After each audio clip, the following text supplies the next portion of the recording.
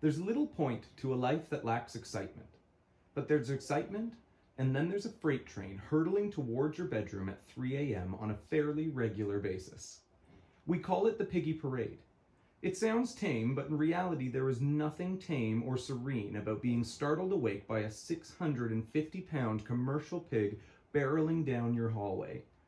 It's something you feel first. There's a vibration that starts to rumble through the mattress into your sleepy consciousness, and you have just moments to realize what's happening and make room for a mammoth being who fully intends to make herself at home on your bed. Over the din of pillows flying and humans and dogs and cats alike all scrambling to get out of the way, comes the sound of hooves racing across the hardwood floor, gaining momentum with every step, getting louder by the second. Once you've heard that sound, it's embedded in your psyche, and your response is Pavlovian. The term Pavlovian, having originated in reference to dogs, means that Reuben and Shelby, our beloved canines, also know what to do. Our cats, Dolores and Finnegan, are on their own. The sound is thunderous. The house practically shakes with each step, and there's the crash of the occasional piece of furniture getting knocked over. You hear it coming. You feel it in your bones, but there's nothing you can do. Our darling princess comes crashing into the room, most likely spooked by a noise in the night. She launches into our bed much the same way she launched into our lives, and while it might be a mad scramble to make room for her, it's also a whole new, wonderful level of exhilarating, and we wouldn't have it any other way. Maybe pig parenting was my destiny. I've always loved animals. If I encountered a situation with a trapped dog and a trapped person, I hate to say it, but I feel I would help the animal first. Animals need humans to help them, and for whatever reason, I've always felt like their protector. My very first best friend was my childhood dog, Brandy. She was a shepherd mix, brown and black with floppy ears and a long straight tail, a nice contrast to my super light blonde shaggy hair. Though I didn't have the floppy ears and tail, I looked a little like Dennis the Menace, and some might say we shared some personality traits as well, though Steve the Menace doesn't have quite the same ring to it. Brandy and I were inseparable, and she followed me like a shadow everywhere I went, to friends' houses, to the park, even from room to room in our home. We lived in Mississauga, a fairly big city, but it was a different time. Life was simpler and safer then. We used to ride our bikes and walk everywhere until it was dark and thus time to go home. Before we had any pets at our house, independent 6-year-old that I was, I'd explore other yards to see what pets they had and occasionally find myself trespassing to make a new friend. My parents never let me forget the time I ignored the home by dark rule. I had made fast friends that day with the neighbor's dog, and at a certain point the family who lived there told me it was time to go home. So off I went, out the gate and out of sight. But when the family disappeared into their abode, I let myself back in and continued to play with the dog. When you're a kid, you don't think about little things like worried parents or breaking and entering. My subterfuge was uncovered during a heated game of fetch. The stick that was thrown accidentally hit the window. Do you like how I put that one on the stick? Like I wasn't the one who threw it? That's just because I couldn't find a way to blame the dog. When the curtains opened and the couple peered out to see what the noise was, I stood very still. I tried to think of myself as a chameleon, hoping to blend in with their yard. Maybe I should have gone with ninja instead of chameleon, because that didn't work at all. Oddly, I was not invisible, and the kind woman came out and invited me into her house to play with the dog inside, where there would be no fetch or broken windows. Heartwarming story, isn't it? Funny how that all changes when the police come knocking on the door. Yes, that's what happened. Apparently they were canvassing the neighborhood at the prompting of my panicked parents. At least it's nice to know they cared. I'd honestly been completely oblivious to the terror I was putting my parents through by not returning home on time. But you'd better believe I heard about it when I got home. Over and over until I went to sleep that night. However, you could say that my little B&E was actually rewarded, because that very same week my parents got Brandy for me, so this would never happen again. Whenever my parents went out of town, my paternal grandmother would stay with us. This is a woman who grew up in Scotland during World War II. I wouldn't exactly say she was a hard ass, but I knew well enough that if Grandma said no, the answer was no. Still, I adored her. We always had a great relationship, though my healthy respect for her likely was why my parents felt safe leaving me in her care. One day when my parents were away and Grandma was in charge, I went next door to our neighbor's house. For some reason, Grandma wouldn't let me take Brandy. I knew Brandy would be upset, but I also knew I couldn't argue with Grandma, so I left Brandy behind. That was the last time I saw Brandy alive. Since I was right next door, Brandy could hear my voice as I laughed and played with the other kids, and it drove her crazy. She wanted to be with me. She knew I was just one fence hop away, so she tried to leap it, but her collar caught on the fence, and she hanged herself. Thankfully, I didn't actually see her on the fence. I learned what happened from my parents. But even just knowing how it happened was too much.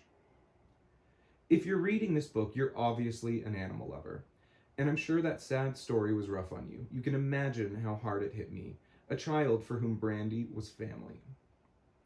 Many of us have suffered the tragedy of having a beloved pet killed by a passing car, and I'm not taking anything away from how painful that is. But the circumstances of Brandy's death were just crushing. I couldn't get the image out of my mind, and all just because she wanted to come play with me. It turned my insides out. While most of my childhood memories are pretty fuzzy, this one sticks out clear as day. It's the first memory I have of being truly heartbroken, and knowing I had lost something I'd never thought I'd lose. As a child, you don't think about the unfairly short lifespans of your pets. You assume this friend will be with you forever. But even if I had been prepared for the fact that someday, maybe 10 or 14 years down the road, I might have to say goodbye to her, this had never been in the cards. To this day, thinking about her makes my eyes water. The majority of my memories as a child are vacations or riding my bike around the lake near my house, and yes, my Dennis the Menace-like explorations of the neighborhood. Brandy's death is the one moment of gut-wrenching sadness I remember, like it was yesterday. The sharp pain of loss coupled with a feeling entirely to blame for her trying to join me next door. For months, I would wake up in the middle of the night and call out her name. I'd sob uncontrollably when I'd realize it wasn't a bad dream. Brandy was really gone. I felt so responsible. I think that's when I decided I would never abandon any animal that needed me. I'm just plain drawn to animals, and maybe it borders on a problem. Before Esther, we were already 2 guys, 1 girl, 2 dogs, and 2 cats living in a 1,000 square foot house in Georgetown. It was close quarters. Our house was a modest single-level home consisting of a combined living, dining, kitchen area and 3 bedrooms. Derek and I shared 1 bedroom, we had a roommate occupying another, and the remaining one became a makeshift office we all shared for our various needs. I used it to run my real estate business. Good boy, Phil. Derek made phone calls to book his magic shows. Our only TV was in the living room, but our living room was so small that on the rare occasion all 3 of us wanted to watch TV at the same time. There just wasn't enough room for everyone to sit. Come here, Phil. Not to mention, we had 2 dogs who also required comfy seating, and removing them from one of the 3 available seats just didn't seem fair if you're living by first come, first served rules. As our policy did include the animals, this usually resulted in 1 or more humans sitting on the floor with a throw pillow at best. We shared a single washroom, and if you've ever lived with roommates, or worse, kids, in a similar situation, you know how competitive that makes you. You'd hear footsteps in the morning and shoot out of bed hoping to beat the other person to the punch. Otherwise, you might have to wait 20 minutes for whoever was in there to finish up, and depending on your particular washroom needs at the moment, those could be 20 very long minutes. This was one of the more challenging aspects of living in such close quarters. All too often, our schedules coincided in the worst possible way. I would have an urgent appointment, Derek had to get ready for a magic show, and everyone needed that one room.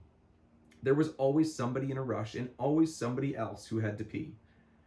When we weren't competing for pole position to the potty, we bumped into one another a lot in the small living space, so we tried our best to give one another as much room as possible. I'd often take my laptop to the living room and work from there when Derek was in the office. We were in this configuration when I received a random Facebook message from a girl I dated in middle school, someone I hadn't spoken to in 15 years. Hello, baby. Hey, Steve, I know you've always been a huge animal lover. I have a mini pig that is not getting along with my dogs. I've just had a baby and I can't keep the pig. That was you, baby. I was alone in the living room, immediately intrigued. I might have looked around to see if anyone else could see my computer screen or my gleeful expression. A mini pig? That sounds adorable. Who wouldn't want a mini pig? In hindsight, yes, the whole situation was bizarre. I hadn't heard from this woman in over a decade, and now might be a good time to admit something, and you'd better believe it will come up later. I've always been way too trusting. I kind of just go with the flow. At the time, I didn't think, hey, this is really weird. My thought process was more like, hey, it's Amanda, great to hear from her. I didn't think about the strangeness of it all. The fact that she was offering me a mini pig just seemed neat. There was no photo attached, so I was flying blind, but I didn't need a photo to know I was interested. I replied with a casual, let me do some research and I'll get back to you, but I immediately knew I wanted the pig.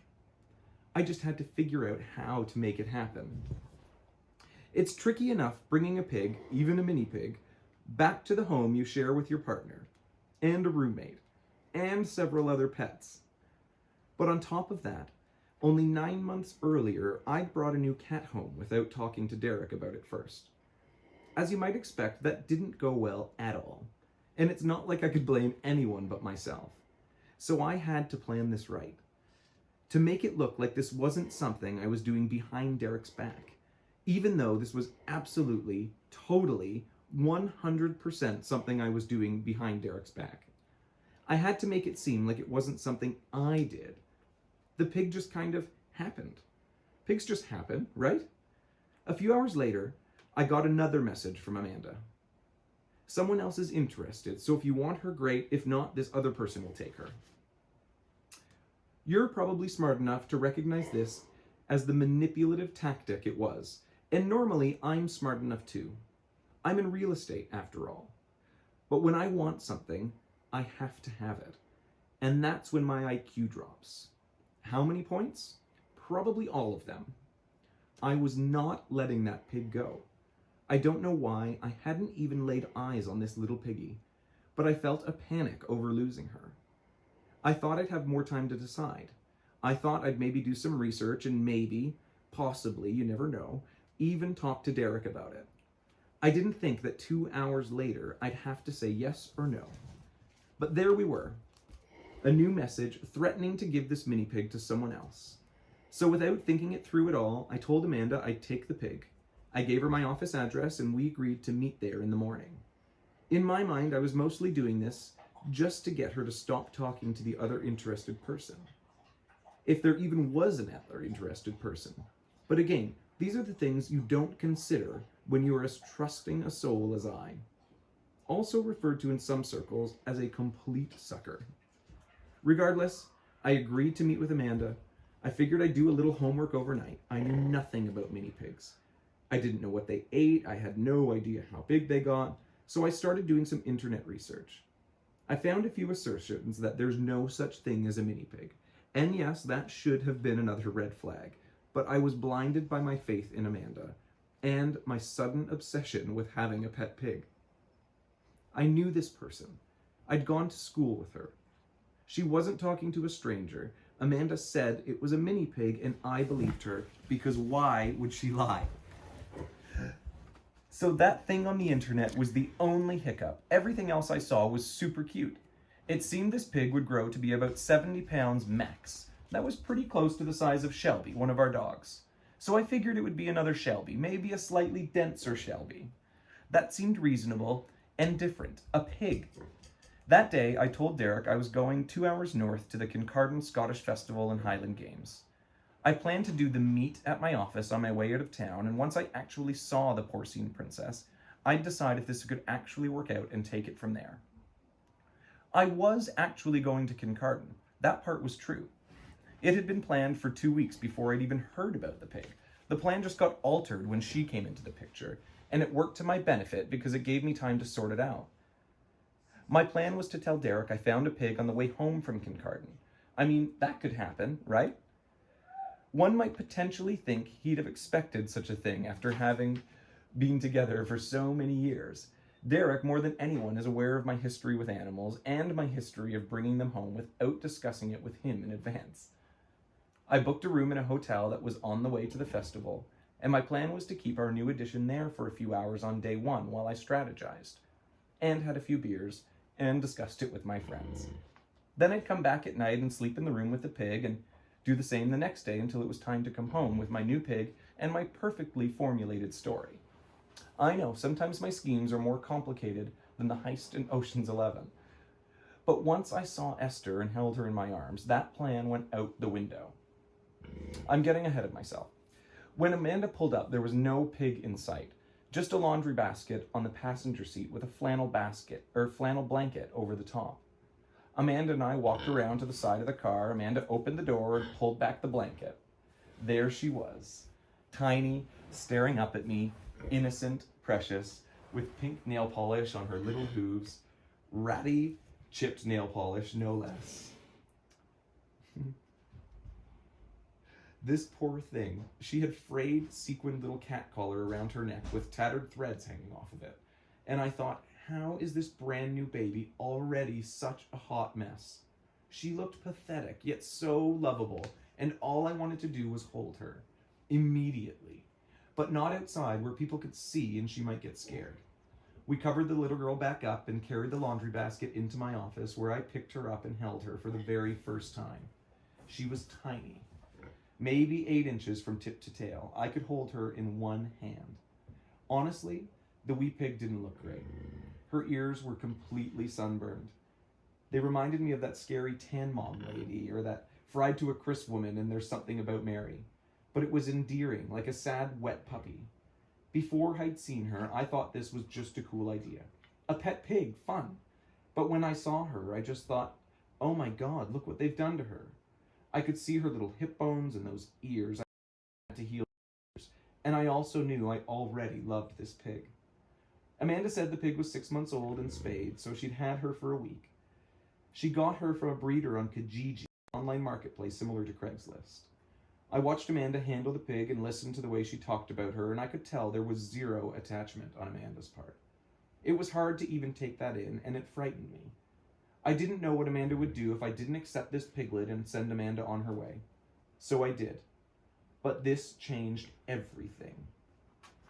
And not just in the grand scheme of my life. My original plan, oh no, Miss Pig. My original plan on how to handle Derek with all its carefully conceived machinations, good girl baby, was now shot. Because I loved this pig. And we're going outside now. Good girl.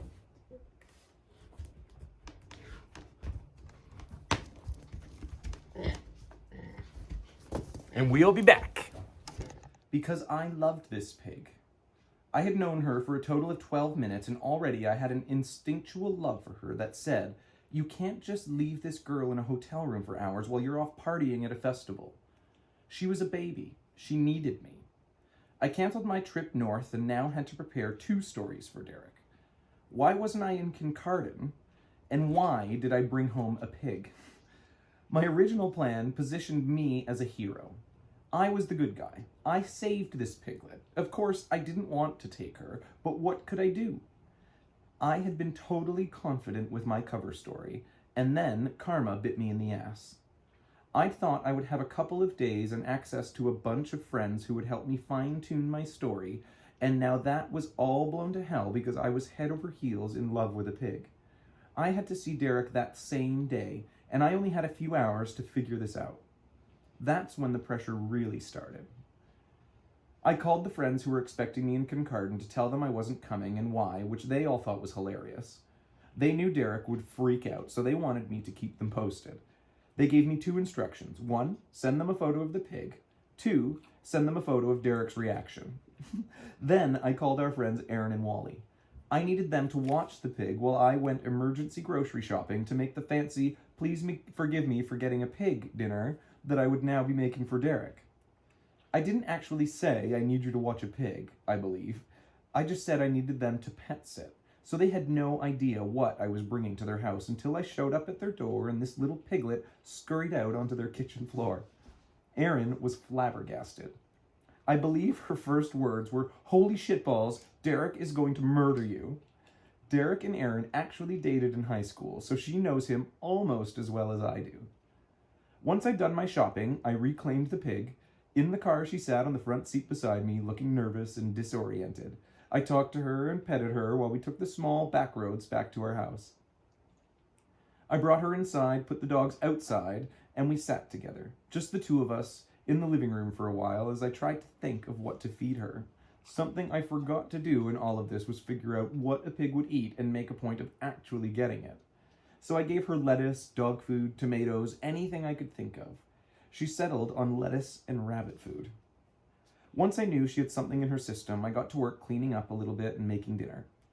I figured the best use of my time would be to clean the house from top to bottom, make my nice dinner, and have it be like Derek was coming home to this great romantic gesture. I kept the dogs away initially so the pig could get comfy. The cats were in their typical curious but uninterested selves. Once I did let the dogs out to see her, I was careful to hold her securely, not letting them get too close at first. Shelby and Reuben are both super excitable around baby animals and children, so there was a ton of whining and jumping up. I let them sniff her a little and even get in a few friendly licks before I hid her in the office down the hall. I figured I'd better get Derek in a good mood before springing the new arrival on him. Also, the other animals were a bit confused, so I decided to keep everyone separate for a while. I cleaned the best I could in the tighter-than-tight time frame, and then cooked my special dinner, Derek's favorite, fresh burgers with cheese and bacon with homemade garlic fries. The scene was set. Wine was poured. I lit some candles to really sell the ambiance, and there I waited. He's big.